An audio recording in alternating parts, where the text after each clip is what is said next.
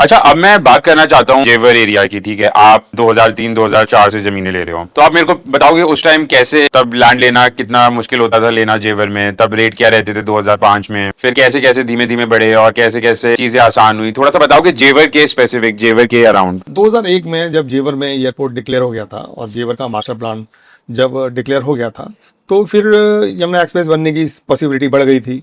और उसी समय हमने कहा वहाँ पे भी एक अच्छा अपॉर्चुनिटी है और ज़मीन में भी बहुत सस्ती है, तो क्यों ना हम बिफोर टाइम ज़मीनें खरीद लें।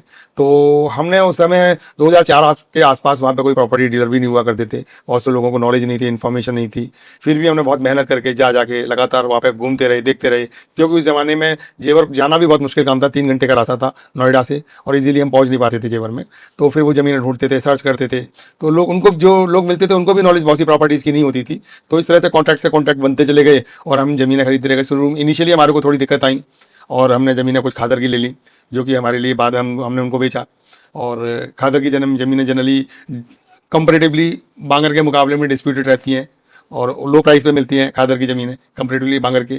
तो शुरू में रहा पे, लेकिन वो फिर हमने जर्नी अपनी ठीक की, वापस हम बांगर की ज़मीनें खरीदने लगे, अच्छी जगह की ज़मीनें खरीदने लगे। तो इस तरह से हम लगातार इन्वेस्टमेंट करते रहे वहाँ पे।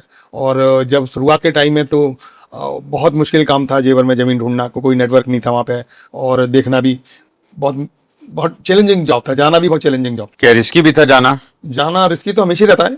आप नए एरिया में जाएंगे तो एक रिस्क तो आपके साथ रहती है, आप नए एरिया को आप जानते नहीं हो, हमेशा रिस्क रहती है। पर इतनी बड़ी रिस्क नहीं थी। ये था कि ज़मीनें बहुत सस्ती थी उस ज़माने में, वहाँ पे लोग जाते नहीं थे, लोगों को आइडिया नहीं था, लोगों ने एज्यूम भी नहीं किया था कि जेवर एयरपोर्ट बनेगा, जो बन गया है आज की डेट में। पर मुझे कॉन्फिडेंस था पूरा अपने आप में। मुझे लगता था कि जेवर एयरपोर्ट 100% बनेगा, एक्सप्रेस वे भी बनेगा, जो कि बना बाद में, जेवर एयरपोर्ट भी बना। तो एक अच्छा इन्वेस्टमेंट रहा। अब हमने कुछ 2012 में भी मुआवजा उठाया था और 2025 में भी मुआवजा उठाया है।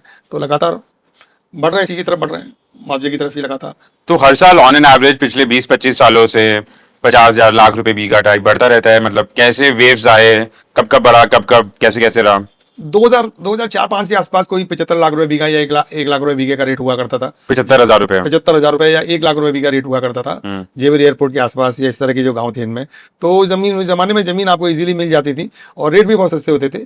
और अब आकर के हम देखते हैं कि जो ज़मीनें जो 75,000 रुपए या 1 लाख रुपए बीघा होती थी एयरपोर्ट के आसपास, वो कहीं कहीं 50 लाख रुपए बीघा, 40 लाख, 1.5 करोड़ रुपए बीघा बिक रही है आजकल। तो रेट तो से भी ऊपर ज़्यादा है, पर मतलब अनबिलीवेबल प्राइस है, जो हमने कभी सोचा नहीं था ये ज़मीनों के रेट इतने ऊपर आ जाएंगे एयरपोर्ट आने के बाद। और एयरपोर्ट आने के बाद स्पेशली जो ज़मीनों का रेट है ना, वो बहुत तेज़ी से बढ़ा है और उस स्पीड से बढ़ा जो हमने ज़िंदगी में सोचा भी नहीं था। अनबिलीवेबल प्राइस इस समय ज़मीनों के हो गए।